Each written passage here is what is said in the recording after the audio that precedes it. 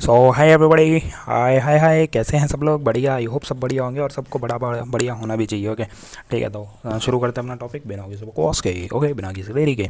तो आज हम बेसिकली इकोनॉमिक्स में पढ़ने वाले हैं पॉजिटिव पॉजिटिव वर्सेस मतलब एंड नॉर्मेटिव। नॉर्मेटिव इसको बोला जाता है बेसिकली, नॉर्मेटिव है ना। पॉजिटिव नॉर्मेटिव इकोनॉमिक्स क्या होती है तो मैं आपको बहुत अच्छे से समझा दूंगा। इसके बाद दुनिया में कभी आपको समझने की जरूरत नहीं पड़ेगी। पॉजिटिव नॉर्मेटिव इकोनॉमिक्स, तो हिंदी में पॉजिटिव को बोलते हैं वास्तविक, क्या बोलते हैं जी, वास्तविक अर्थशास्त्र, और इसको बोलते हैं आदर्शात्मक अर्थशास्त्र। आदर्श और आत्मक, आदर्शात्मक दोनों को जोड़ देना, इसका है संधि संधि कर देना है। तो आदर्शात्मक मतलब ये क्या होता है सर, क्या होता है मतलब, तो बताता हूँ। ओके ठीक है, तो बताता हूँ। बेसिकली देखो, हमने इकोनॉमिक्स में इतना तो पढ़ा है कि हमारे पास प्रॉब्लम्स है, इकोनॉमिक प्रॉब्लम्स है, पैसे से जुड़ी हुई बेसिकली प्रॉब्लम्स है ना, रिसोर्सेज से जुड़ी प्रॉब्लम है कि नहीं? अरे यार, ये बाहर ट्रक जा रहा है, आवाज़ कर रहा है। तो पैसे से जुड़ी हुई प्रॉब्लम्स हैं, रिसोर्सेज से जुड़ी हुई प्रॉब्लम्स हैं, तो हमारे पास कैसी प्रॉब्लम है? इकोनॉमिक प्रॉब्लम्स हैं। तो हम इनको क्या बोल सकते हैं? इकोनॉमिक इश्यूज़ बोल सकते हैं। हम इनको और क्या बोल सकते हैं? इकोनॉमिक इश्यूज़ है। तो भाई ये जो प्रॉब्लम्स हैं, इश्यूज़ है, क्या ये ज़िंदगी भर ऐसे ही रहेंगे? नहीं सर, ऐसे ही नहीं रहेंगे। इनके ऊपर हमें डिस्कशन करना पड़ेगा, चेक करना पड़ेगा ये पहले कितनी थी, कितनी बड़ी प्रॉब्लम थी, आज के बाद ये, आज से 2 साल बाद ये कितनी बड़ी प्रॉब्लम हो जाएगी, है कि नहीं? और दूसरी बात, हमें इसका अलग अलग लोग, जितने भी जो हमारे बड़े बड़े लोग होंगे, जो इकोनॉमिस्ट हैं, जो है ना, इनका सॉल्यूशंस निकालेंगे, तो सॉल्यूशंस के लिए बात करेंगे। तो जब वो सॉल्यूशंस के लिए बात करेंगे तो वो अपने अपने विचार देंगे, विचार आइडियाज़ बताएंगे कि इस प्रॉब्लम का सॉल्यूशन ऐसे निकाला जा सकता है, इस प्रॉब्लम का सॉल्यूशन ऐसे निकाला जा सकता है। जैसे मान लो अभी पूरे देश में लंका लगी पड़ी है हमारे कोरोना की वजह से, है ना। 2021 से, अगर कोई बाद में ये वीडियो देख रहा है तो हम 2021 की बात कर रहे हैं।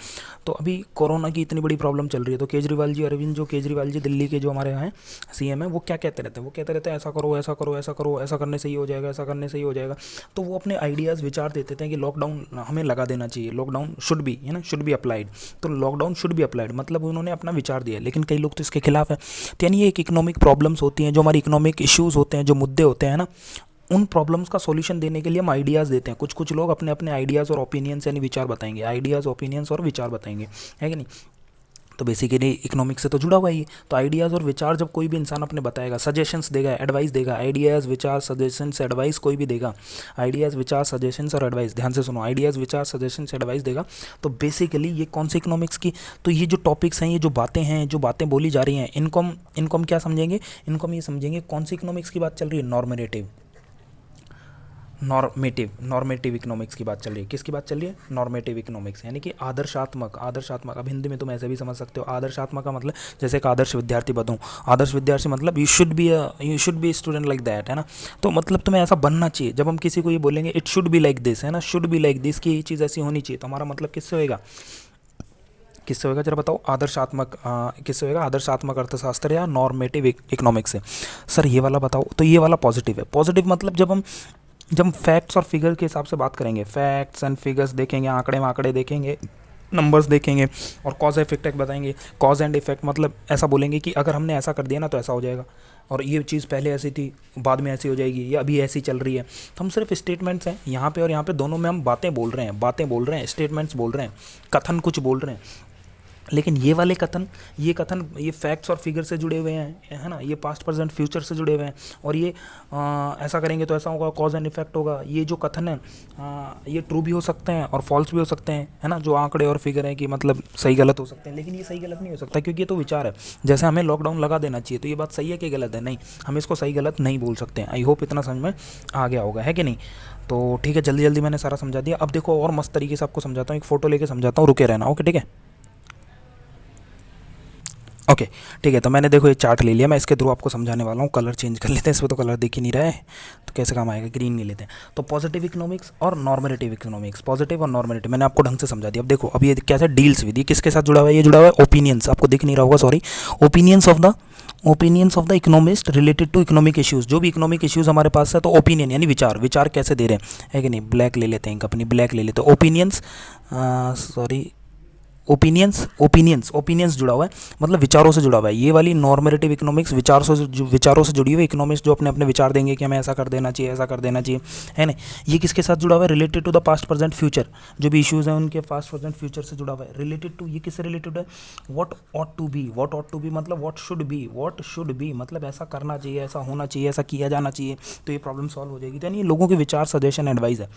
इस तरीके की इकोनॉमिक्स, जब हम दोनों इकोनॉमिक्स में हम कुछ स्टेटमेंट्स बोल रहे हैं, कुछ बातें बोल रहे हैं बस, और कुछ भी नहीं है। कुछ बातें बोल रहे हैं, कुछ बातें इस कैटेगरी में आएंगी, कुछ बातें इस कैटेगरी में आएगी। समझ में आ रहा है ना? कुछ बातें इस कैटेगरी में आएगी, कुछ बातें इस कैटेगरी में आएगी। जब सजेशन, एडवाइस, राय, विचार दोगे तो वो इस वाली कैटेगरी के अंदर आएगी।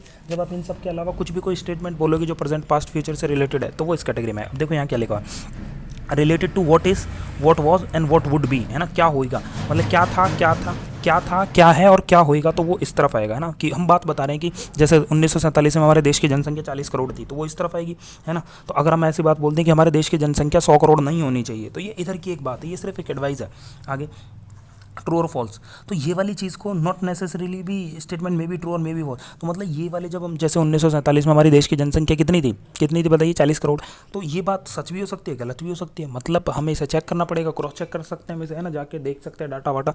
तो ये सिर्फ फैक्ट्स और फिगर्स के बेस पे तो ये सही गलत हो सकती हैं बातें, है कि नहीं? जैसे अभी जैसे न्यूज़ में आपको धड़ाधड़ आपको दिखा रहे हैं कि भाई हमारे देश में वो कोरोना से इतने व्यक्ति मर गए, तो वो सच भी हो सकता है, गलत भी हो सकता है, स्टेटमेंट्स है, लेकिन दे आर जस्ट ओपिनियंस। इस वाली कैटेगरी में जैसे हमें ये करना चाहिए, हमें जो कोरोना से जो पीड़ित व्यक्ति है उसकी सहायता करनी चाहिए। अब ये बात ना तो सही है ना गलत है, ये एक आदमी का विचार है, अपना विचार है कि हमें सहायता करनी चाहिए, है कि नहीं? कोई बोलेगा नहीं करनी चाहिए यार, मुझे भी कोरोना हो जाएगा, तो एक अलग बात है कि नहीं? तो यानी ये सही गलत नहीं है, ये सिर्फ ओपिनियंस है, ये विचार है, और ये सही गलत हो सकता है। आगे चलते हैं। कैन वेरीफाई, वेरीफाई का मतलब है कि इनको हम वेरीफाई कर सकते हैं, verify on the basis of facts and figure, मतलब जानकारी उठा के, नंबर वंबर लेके, डाटा वाटा लेके हम जो पॉजिटिव इकोनॉमिक्स है उसको वेरीफाई कर सकते हैं। लेकिन जो नॉर्मेटिव इकोनॉमिक्स है, यानी कि जो कौन सी इकोनॉमिक्स है, आदर्शात्मक ये वेरीफाई हम कर ही नहीं सकते, क्योंकि तो लोगों के विचार है ना भाई। जैसे कि कोरोना पॉजिटिव लोगों की जो है हमें हेल्प करनी चाहिए, अब इसको कैसे वेरीफाई करोगे आप? तो ये तो कोई वेरीफाई करने वाली चीज़ नहीं है। लास्ट द मोस्ट आता है वैल्यू जजमेंट, है ना? तो 1 2 3 4 5 पॉइंट आप याद कर लेना। वैल्यू जजमेंट का मतलब होता है कि जिसपे, वैल्यू जजमेंट का मतलब है कि ऐसी कोई बात जिसको आप जज कर सको, मतलब आप अपने वैल्यू जजमेंट मतलब जिसको आप जज कर सको। तो कह रहा है इन्वॉल्व दिस, यानी अगर कोई ऐसा बोलता है कि जैसे कि कोरोना पॉजिटिव व्यक्ति की मदद करनी चाहिए हमें, तो वैल्यू जजमेंट यानी जो वो वैल्यू, जो ये सब्जेक्टिव अप्रोच है, मतलब बंदा अपने हिसाब से अपना राय विचार दे रहा है ना, सबको देख के नहीं बोल रहा, वो अपना सोच के बोल रहा है। तो वैल्यू जजमेंट का मतलब है कि आप इसकी वैल्यू को, इसने अपना एक राय विचार दिया ना, तो आप इसकी वैल्यू को जज कर सकते हो, मतलब आप उससे भिड़ सकते हो कि तो सही है कि गलत है, मतलब डिबेट्स हो सकते हैं, लड़ाई हो सकती है, कंट्रोवर्सीज हो सकती है ऐसी बातों पर, लेकिन इधर नहीं हो पाएगी। वैल्यू जजमेंट इसमें नहीं होता, इसमें होता है कि नहीं? समझ में आ गया होगा आई थिंक। ज़्यादा लंबा नहीं हुआ वीडियो, फटाफट मैंने आपको जल्दी समझा दिया। और प्लीज़ अगर यहाँ तक आपने पूरा देखा है तो लाइक करिए, है ना? कमेंट करके बताइए कि क्या सबसे अच्छा लगा। मैं जल्दी बोलता हूँ, फास्ट बोलता हूँ, मुझे बताइए, मेरी कमियाँ बताइए, तो मैं आपको और बेहतर दूंगा, है कि नहीं? और प्लीज़ अगर अच्छा लगा तो दोस्तों के साथ ज़रूर शेयर करें, है कि नहीं? चैनल को सब्सक्राइब कर लें, और टाटा बाय बाय। और ऐसे ही मज़ेदार वीडियोस के लिए सारी इकोनॉमिक्स में पढ़ा दूंगा, सब 11 12 का, सब यहाँ बने रहिए, और दोस्तों के साथ प्लीज़ ज़रूर शेयर करिए। Thank you so much, tata bye bye. आज के लिए इतना ही, टेक केयर।